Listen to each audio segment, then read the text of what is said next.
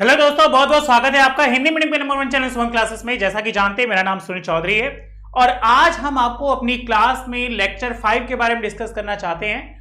लेकिन इससे पहले बहुत सारे ऐसे क्वेश्चन हैं जो हमारे बच्चों के मन में थे कि सर इसमें कुछ चीजें ऐसी हैं जो हमें बिल्कुल नहीं समझ में आ रही, आप बिल्कुल समझा दीजिएगा। तो बिल्कुल बच्चों, आपकी सेवा में हम बिल्कुल तत्पर है। अगर आपको कोई भी डाउट्स है तो मुझे बताइएगा।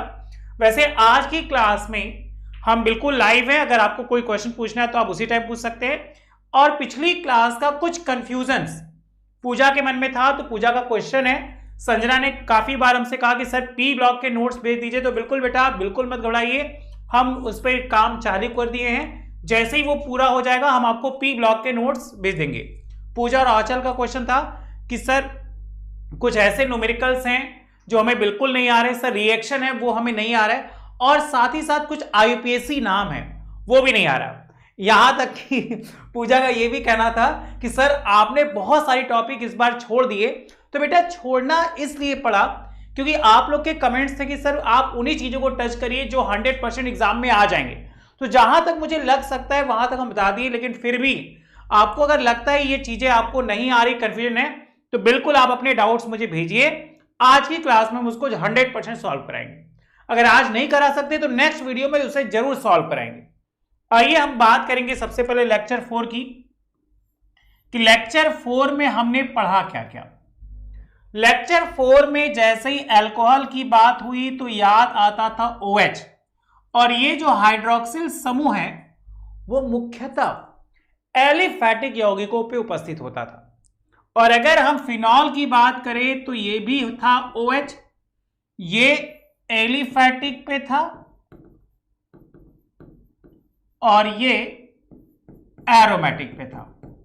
हमारे बहुत सारे ऐसे बच्चे थे जिनको आईयूपीएसी नामकरण नहीं आ रहा है, तो आप मेरे पुराने वीडियो को देखिए। अगर फिर भी आ रहा है, नहीं आ रहा है, तो आप मुझे वो आईयूपीएसी भेजिए जो आपको बिल्कुल नहीं आ रहा है। आप मुझे टेलीग्राम पे भी भेज सकते हैं, कमेंट बॉक्स में भी भेज सकते हैं। टेलीग्राम पे सुनील चौधरी की आईडी है, उस पर सर्च करके भेज दीजिए। अगर फिर भी नहीं हो रहा है तो आप यहीं से कमेंट बॉक्स में कर दीजिए। जो आईयूपीएसी आपको नहीं आएगा उसको हम 100% बताएंगे, ठीक है। जल्दी से इसको कॉपी करिए, जितनी जल्दी कॉपी करेंगे उतनी जल्दी क्लियर होगा, उतनी जल्दी हम लोग आगे चलेंगे, ठीक। इसके बाद ये 2 टॉपिक हमने आपको दिया था होमवर्क, याद करिए। फिनॉल के उपयोग क्या है और अल्कोहल और फिनॉल में अंतर। एक ही बच्ची संजना ही जो टॉप रैंक पे चल रही है, उसने ही मुझे होमवर्क करके भेजा और इसके अलावा और किसी ने नहीं भेजा। तो चलिए, अगर हम बात करेंगे इस टॉपिक की तो आज की क्लास में हम इसको जरूर डिस्कस करेंगे कि फिनॉल का उपयोग क्या होता है और अल्कोहल और फिनॉल में अंतर क्या होता है। अगर अल्कोहल की बात करें तो नंबर ऑफ कार्बन हम लेंगे 2, मतलब C2H5OH। इसी को बेटा कह सकते हैं एलिफैटिक यौगिक। अगर हम इसका आईयूपीएसी नाम याद करें तो मेरे बच्चे बहुत अच्छे से जानते हैं कि इसका आईयूपीएसी नाम क्या हो जाएगा, एथेनॉल। बताइए, क्या ये बातें आपको समझ में आ रही हैं? ठीक है, ये हो जाएगा क्या, एथेनॉल। चलिए बहुत अच्छा, हम थोड़ा सा और आगे चलते हैं। फिनॉल की बात करेंगे तो फिनॉल को ले लेंगे C6H5OH। बोले तो क्या, एरोमेटिक यौगिक। और अगर हम एरोमेटिक यौगिक की बात करेंगे तो एरोमेटिक यौगिक को देखा जाए तो इसका जो आईयूपीएसी नाम हो जाएगा वो बस एक नाम याद रखेगा, ऐसे फिनॉल। अगर हम एक और नाम बताएं तो इसकी संरचना बच्चों आप बनाते हो ऐसे, double bond single bond, double bond single bond, double bond, और ऊपर हो गया OH। इसको ऐसे भी बना सकते हैं या तो ऐसे बना लो, ऐसे भी बना सकते हैं। ये दोनों की दोनों संरचना सेम है। OH है तो इसको हाइड्रोक्सी के भी नाम से कह सकते हैं, हाइड्रोक्सी बेंजीन। बताइए क्या ये बात मेरे बच्चों को समझ में आ रही है? अगर कोई डाउट होगा तो बताइएगा। तो ये हमारा अल्कोहल हो गया, ये हमारा फिनॉल हो गया। हम आगे बढ़ते हैं, उससे पहले पूजा बेटा और जिनके जो भी डाउट्स हैं वो निकाल लीजिए। पूजा के कुछ डाउट्स मुझे टेलीग्राम पे भेजा गया था। पूजा का नाम है, सर आपने बहुत सारी टॉपिक छोड़ दी है और कुछ ऐसे समीकरण हैं जो बिल्कुल नहीं समझ में आ रहे। तो आज पूजा के पहले समीकरण समझाएंगे, उसके बाद हम लोग फिनॉल और अल्कोहल में अंतर पढ़ेंगे। तो चलिए देखिए, कुछ हम पहले से लिख कर रखे हैं। जैसे इनका एक क्वेश्चन था, सर एक ये रिएक्शन है, इसलिए देखिए हमने लिखा है पूजा के डाउट्स। अगर आपको अपने भी डाउट सॉल्व करवाने हैं तो आप मुझे टेलीग्राम पे भेज सकते हैं। इसने एक पूछा था, सर क्वेश्चन निर्जलीकरण अभिक्रिया है, इस निर्जलीकरण अभिक्रिया का जो समीकरण है वो मुझे नहीं आ रहा। तो इस निर्जलीकरण अभिक्रिया का एक छोटा सा समीकरण हम आपको बता दे रहे हैं कि आप इसको बहुत अच्छे से याद रखिएगा कि निर्जलीकरण अभिक्रिया में आपके पास होना चाहिए एथेनॉल। अब मेरे बच्चा बहुत अच्छे जानते हैं कि निर्जल का मतलब बिना जल का, मतलब जल की मात्रा उसमें से क्या करिए, निकाल दीजिए। तो जब जल बेटा निकाल दोगे तो सिर्फ आपको क्या बचेगा, 2 हाइड्रोजन निकल गया, 1 ऑक्सीजन। तो 2 हाइड्रोजन यहां से निकाल लीजिए, 1 ऑक्सीजन, तो क्या बचा, CH2 डबल बॉन्ड CH2, या इसी को शॉर्टकट में C2H4 कह सकते। सवाल होगा किसकी उपस्थिति में, तो सल्फ्यूरिक अम्ल रख लीजिएगा और टेम्परेचर लगभग 443 केल्विन। इसको हम एथेनॉल से एथिलीन में परिवर्तन भी कह सकते हैं। बताओ पूजा, अब समझ में आया आपको? दूसरा इनका रिएक्शन था, सर ऑक्सीकरण नहीं आ रहा है, ऑक्सीकरण समझा दीजिएगा। अगर देखिए हम ऑक्सीकरण की बात करें तो हम लोगों के पास यहां पे है क्या, एथेनॉल C2H5OH, इसी में RCH2OH, मतलब उसको प्राइमरी, सेकेंडरी और टर्सरी, तो एक सीख जाएंगे तो उसके बाद जितना पूछे हम बता सकते हैं। तो आपसे या तो ऐसे बोले और या तो बच्चा इसको हम ऐसे भी लिख सकते हैं, कोई डाउट नहीं, दोनों के दोनों सही है। अब हम इसका ऑक्सीकरण करा रहे हैं किसकी उपस्थिति में, CrO3।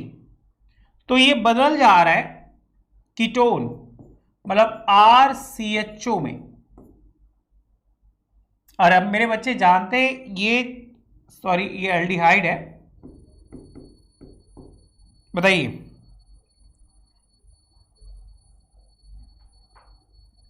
ठीक है, CH3CHO और H2O। और तीसरा इसका था विहाइड्रोजनीकरण। अब विहाइड्रोजनीकरण इसी के जैसा है कि हम लोग के पास एक ग्रुप है RCH2OH, या इसी को बेटा ऐसे लिख सकते हैं, R का मतलब CH3, क्योंकि R मेरा बच्चा जानता है CnH2n+1, N का मान 1 रखोगे तो ये आ जाएगा CH3, इसलिए R की जगह CH3, CH2OH भी लिख सकते हैं, ये भी कॉमन है।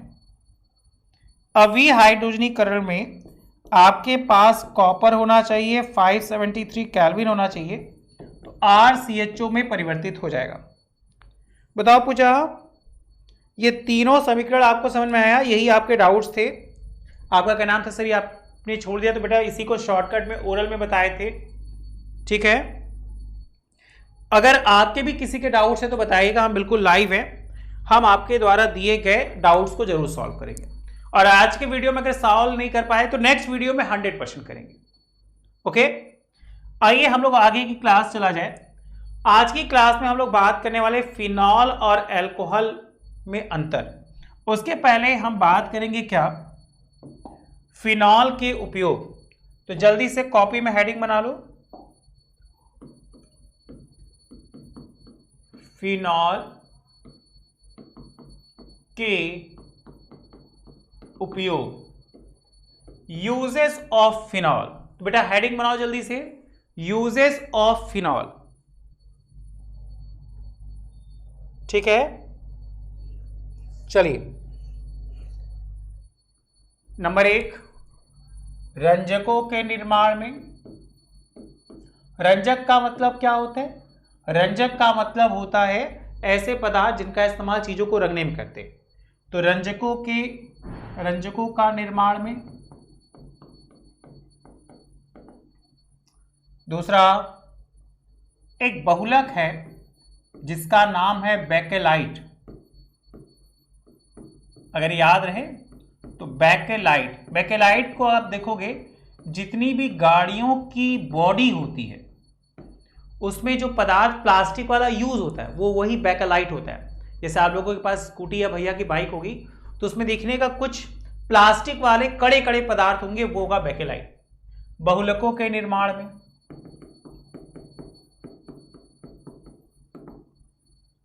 तीसरा बेटा,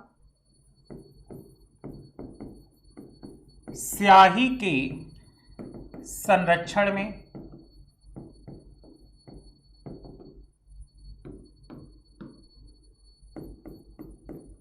चौथा,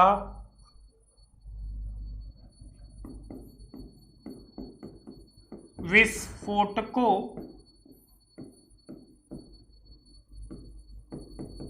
पदार्थों के निर्माण में।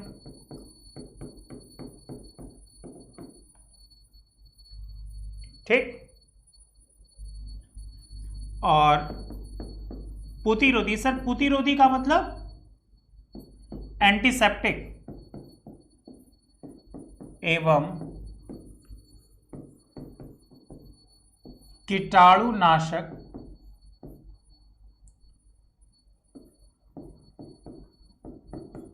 पदार्थों के निर्माण में। एक और लिख लेते, 6 बहुत है। औषधि एवं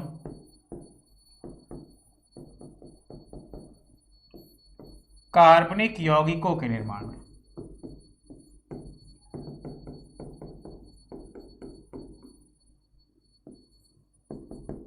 बताइए, क्या यहां तक मेरे बच्चों को क्लियर है? अगर डाउट्स है तो बताइए बेटा, हम बिल्कुल ऑनलाइन है, आपके द्वारा डाउट्स दिए गए चीजों को जरूर बताएंगे तुरंत।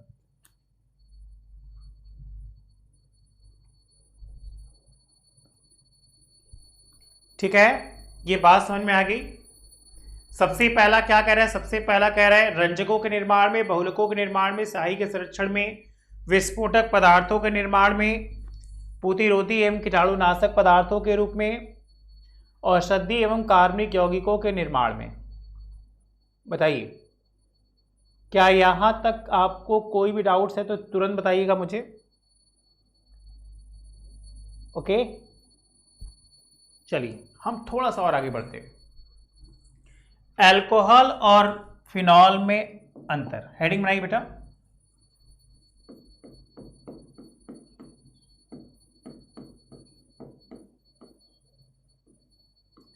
अल्कोहल एवं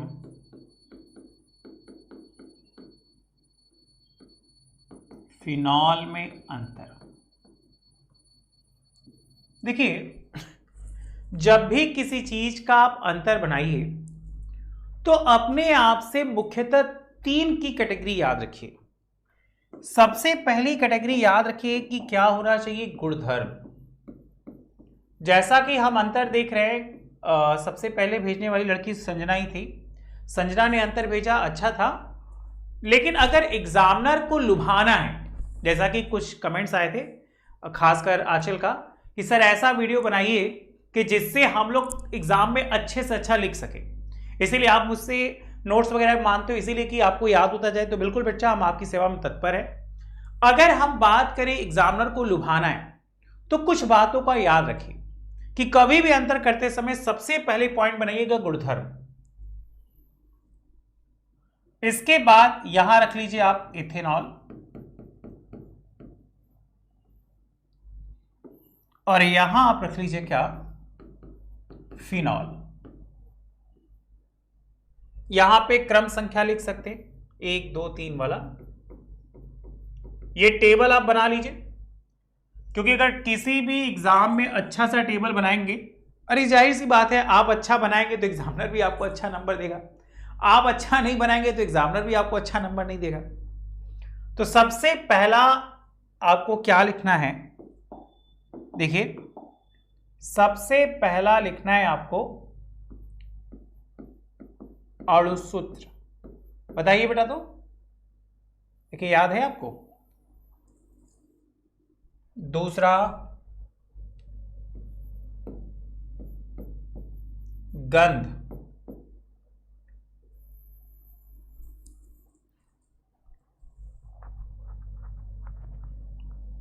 ठीक है। क्या ये बात समझ में आ रही है? तीसरा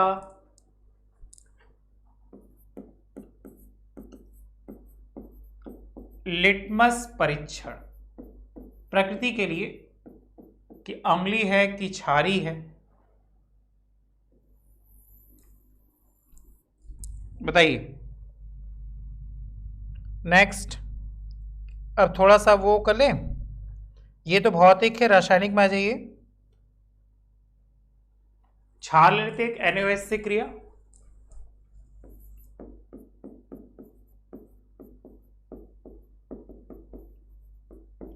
और एक अभी जो प्रकृति आपको बता रहे थे ऑक्सीकरण ना,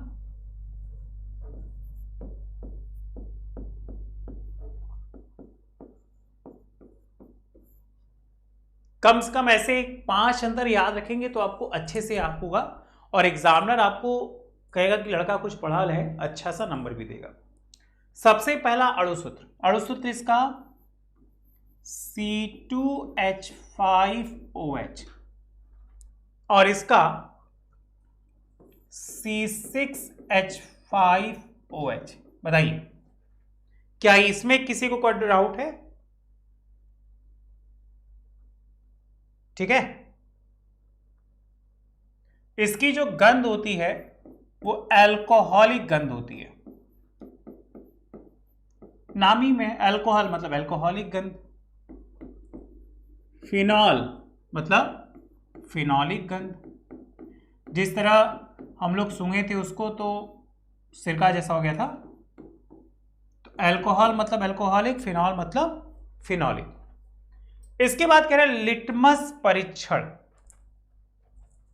जैसे ही हम लिटमस परीक्षण की बात करेंगे तो आप याद रखिएगा कि सबसे पहला है एथेनॉल C2H5OH, तो कोई परिवर्तन नहीं देता।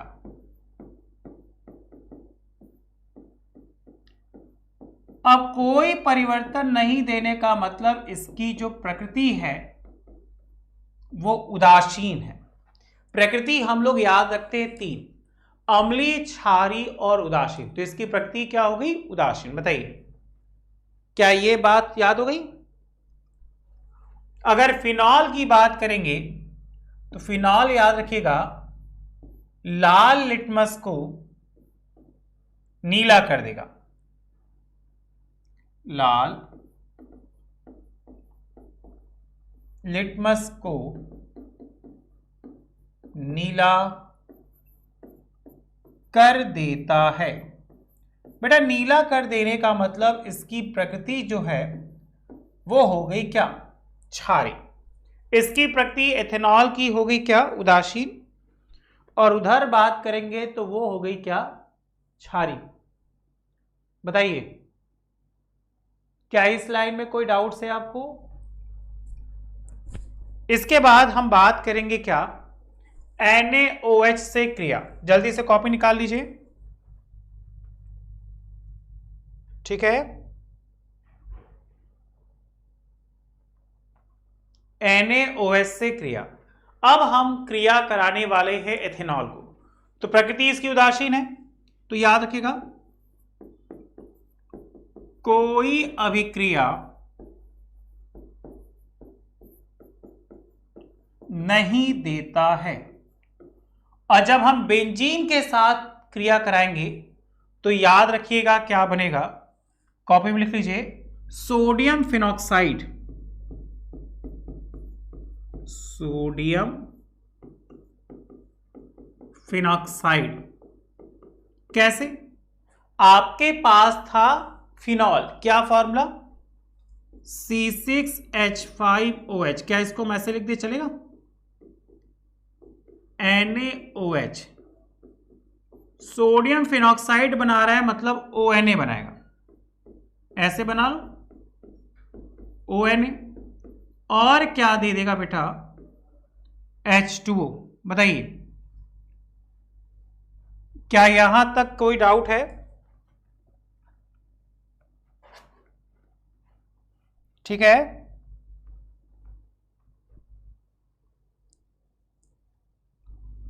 अब एक टॉपिक और है ऑक्सीकरण, जिसको पूजा ने पूछा था।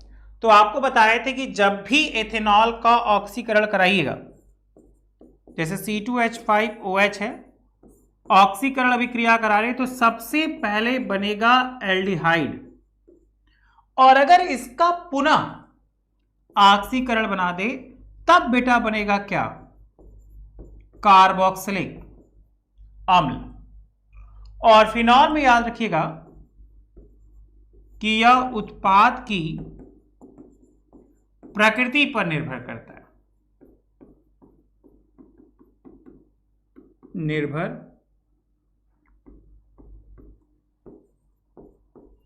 करता है कि क्या बनेगा।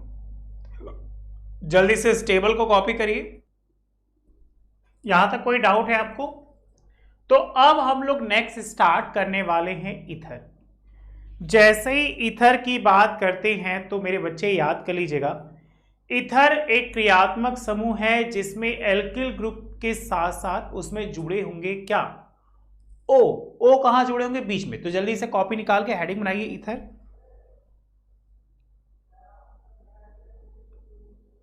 ठीक है, अगर ईथर के निर्माण की बात करें तो ईथर जल के डाई एल्किल या डाई एरिल से व्युत्पन्न होते हैं, क्योंकि जल के दोनों H परमाणु मिलकर ही क्या बनाते हैं, ईथर। बात पकड़ में आ रही है?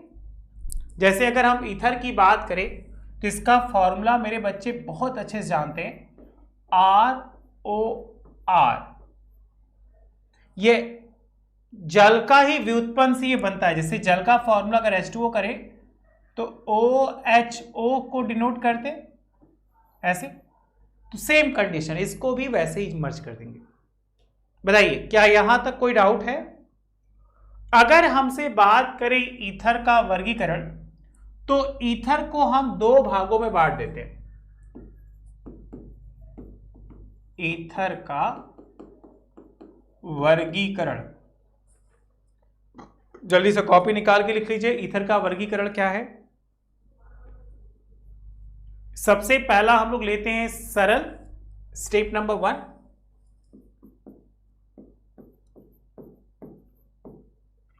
और दूसरा लेते हैं क्या, मिश्रित। यहां से हम आपको IUPAC नाम भी थोड़ा सा क्लियर करा देंगे, क्योंकि हमारे बच्चों को IUPAC नाम और ज्यादा से ज्यादा प्रॉब्लम हो रही किसमें, एक IUPAC नाम में और एक रिएक्शन में। करिए तो। और दूसरा अगर हम बात करेंगे तो या तो एलिफेटिक ईथर,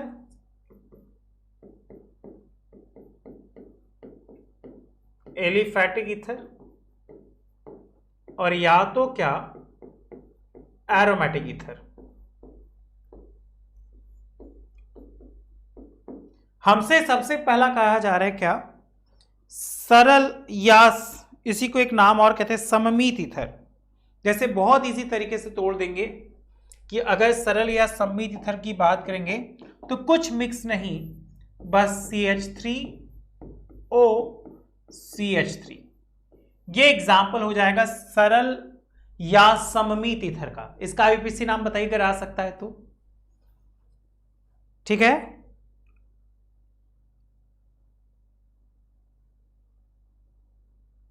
अब कह रहा है कि मिश्रित। मिश्रित का मतलब क्या, जब कई सारे मिक्स हो। तो जैसे अगर हम ले ले, इधर ले लेते C2H5O CH2 CH2 CH3। देखिए ये हो गया मिश्रित। आपको क्या करना है, इनका आईयूपीएसी नाम बताना है। इनका आईयूपीएसी नाम बताना है। अगर आ जाएगा तो ठीक है, नहीं आएगा तो हम तो हैं ही, हम कहां जाने वाले हैं। ठीक है, इसके बाद हम बात करेंगे क्या आगे ईथर की। तो एलिफैटिक। एलिफैटिक का मतलब ही क्या कि सीधा जैसे सरल ईथर। अब हम दोनों तरफ ले ले रहे क्या, CH2 CH3O CH2। देखिए ध्यान से, CH2 CH3। बताइए, अब एरोमेटिक का मतलब बेंजीन वलय। बेंजीन वलय आते ही आपके दिमाग में आना चाहिए क्या कि C6H5 जरूर होगा। तो C6H5O। अब क्या करो, CH3 दे दो। बताइए, सबसे इजी है, साधारण नाम और आईयूपीएसी नाम। अब ओ आते ईथर आते ही मेरे बच्चे बहुत अच्छे जानते हैं कि इसमें पूर्व लग्न, अगर कोई बच्चा इंग्लिश वाला दिख रहा है तो याद रखिएगा इसमें प्रफिक्स वर्ड लगाते थे क्या, ऑक्सी।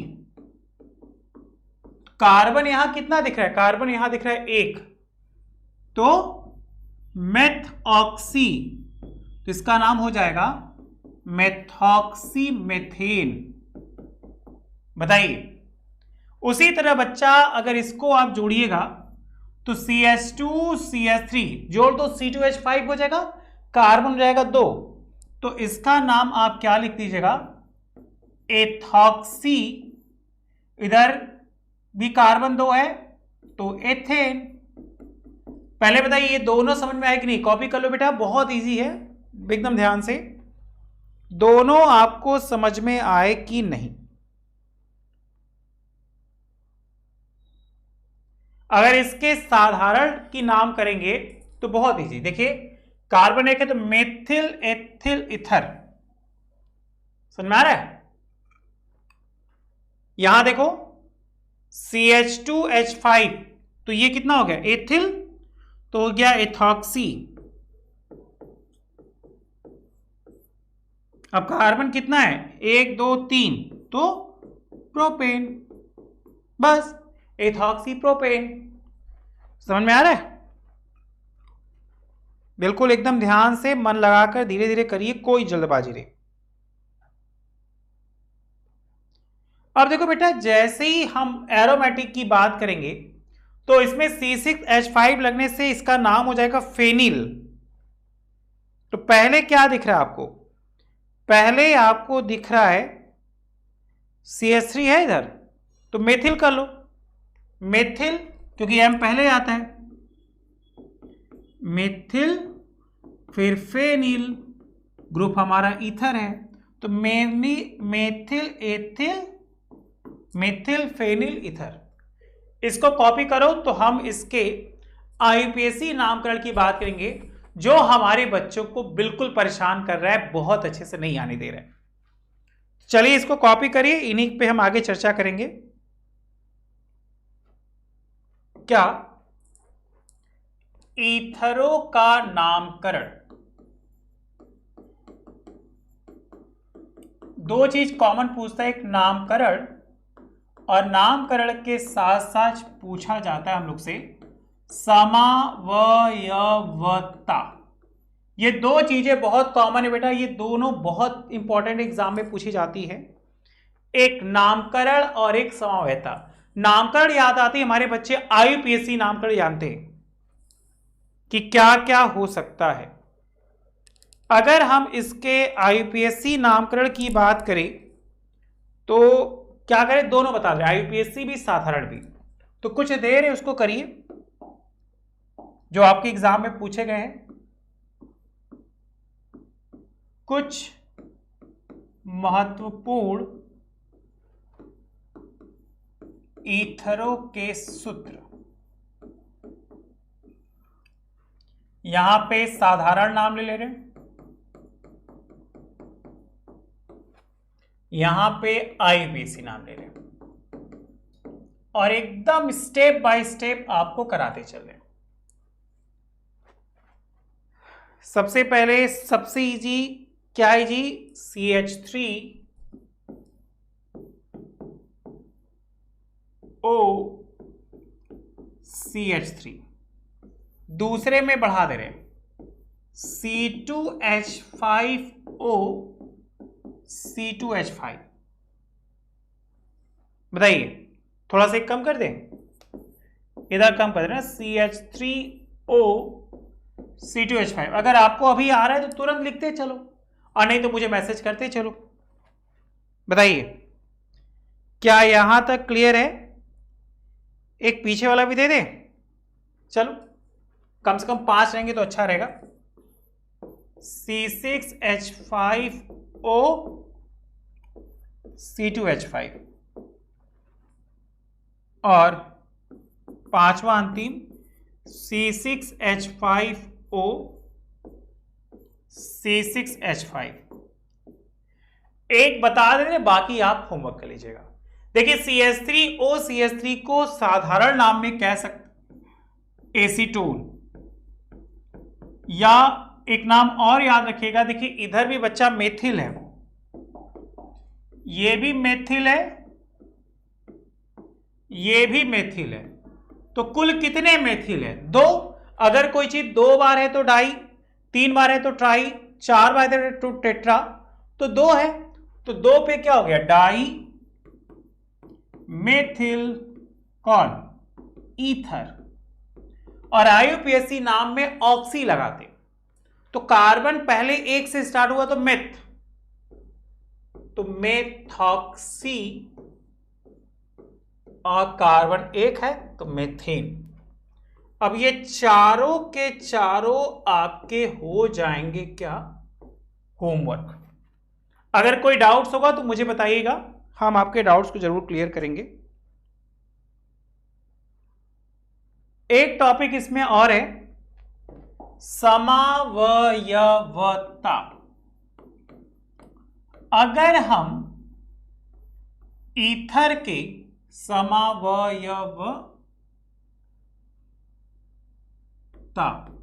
अगर हम ईथर के समावयवता को देखें तो ईथर मुख्यतः 3 समावयवता प्रदर्शित करता है। सबसे पहली बात करें तो क्रियात्मक समावयवता, क्या, क्रियात्मक। दूसरा मध्या, और तीसरा मध्यावयवता। क्रियात्मक समावयवता। एक और बता दे रहे इसमें, याद रखिएगा, सबसे इजी वाला, स्थान,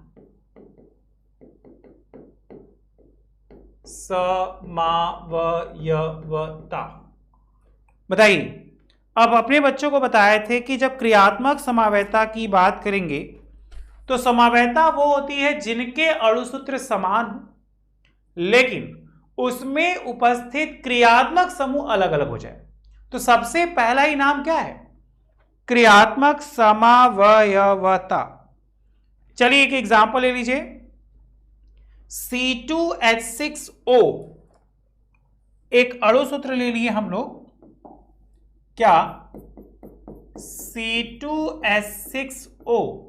अब इसको तोड़ दो तो एक बन जाएगा C2H5OH, मतलब ये हो गया अल्कोहल, और दूसरा हो गया CH3OCH3, ये हो गया हमारा ईथर। और यहीं से याद रखिएगा कि अल्कोहल और ईथर एक दूसरे के क्या होते, समावयवी। बताओ ये ट्रिक समझ में आया? अल्कोहल और ईथर एक दूसरे के क्या होते भाई, समावयवी होते हैं। मध्यावयता, मान लो एक एग्जांपल ले रहे हैं हम लोग, C4H10O। अब इसको बदलो तो C2H5O C2H5, और क्या बन सकता है, CH3O C3H7, और क्या बन सकता है, तीनर लाओ तो C3H7O क्या हो सकता है, CH3। तो जितने तरीकों से तोड़ दोगे वही उसकी समावयता हो जाएगी, और वहीं से इसका मध्यावयता की बात हो जाएगी। स्थान बदलना है, स्थान में जो भी यौगिक होंगे उनको क्या कर दीजिएगा, बदल दीजिएगा। जैसे मान लीजिए हम उसी को ले रहे C4H10O, C4H10O, इसी को ऐसे तोड़ो कि स्थान इसका बदल जाए। तो एक तो सबसे इजी क्या, CH3O C3H7, और दूसरा बेटा CH3O। अब यहां से दो बॉन्ड निकालो CH करके, CH3। देखिए अणुसूत्र तीनों में समान है और सब में इनकी क्या बदल गई, संरचना। ठीक, नेक्स्ट हेडिंग आप बना लीजिएगा, ईथर के विरचन की विधियां। ये हम लोग पढ़ेंगे नेक्स्ट क्लास में। जल्दी से इसको कॉपी करो, ये हम लोग पढ़ेंगे कहां, नेक्स्ट क्लास में। आइए थोड़ा सा रिवीजन कर लिया जाए। आज की क्लास हम स्टार्ट किए थे अल्कोहल फिनॉल ईथर से। अल्कोहल फिनॉल ईथर को देखा कि ये अल्कोहल फिनॉल और इस टाइप के यौगिक होते हैं। ये बातें आपको समझ में आई। कुछ क्वेश्चन थे पूजा के, सर रिएक्शन नहीं समझ में आया, तो रिएक्शन हम समझा दिए। आई होप पूजा आपको समझ में आया होगा। इसके बाद हमने होमवर्क दिया था फिनॉल के उपयोग, तो ये फिनॉल का कुछ उपयोग है। और अल्कोहल और फिनॉल में अंतर, सिर्फ एक बच्चे को छोड़ के औकी कोई नहीं भेजा। सुरजीत भी लापता है, पहले वो बहुत अच्छे से होमवर्क भेज रहा था, बाकी बच्चे तो होमवर्क भेजते ही नहीं। इसके बाद ईथर क्या है, ईथर का वर्गीकरण देखो इतने भागों में कर सकते, इसको याद कर लीजिएगा। और ईथरों का नामकरण, सबसे ज्यादा आईयूपीएससी नाम फंस रहा है, इसलिए कुछ आईयूपीएससी दिए कि करिए। अगर नहीं आएगा तो हमें बताइएगा, नेक्स्ट क्लास में हम और अच्छे समझाने की कोशिश करेंगे। और लास्ट हेडिंग आज की थी समावयवता। 3 है, क्रियात्मक, मध्य और स्थान। और नेक्स्ट क्लास के लिए याद रखिएगा, क्या हेडिंग बना के रखिएगा, ईथर के विरचन की विधियां। जब हम आपसे पूछेंगे तो आप मुझे बताइएगा। तो चलिए आज के लिए इतना ही। Thank you so much, bye. अगर आज की क्लास अच्छी लगी हो तो प्लीज लाइक करिएगा, शेयर करिएगा, और चैनल को और भी दोस्तों सब्सक्राइब करवाइए, क्योंकि बहुत कम सब्सक्राइबर, हम लोग बहुत जल्दी मिलियंस में पहुंचने वाले हैं। ठीक है, चलो बाय बाय।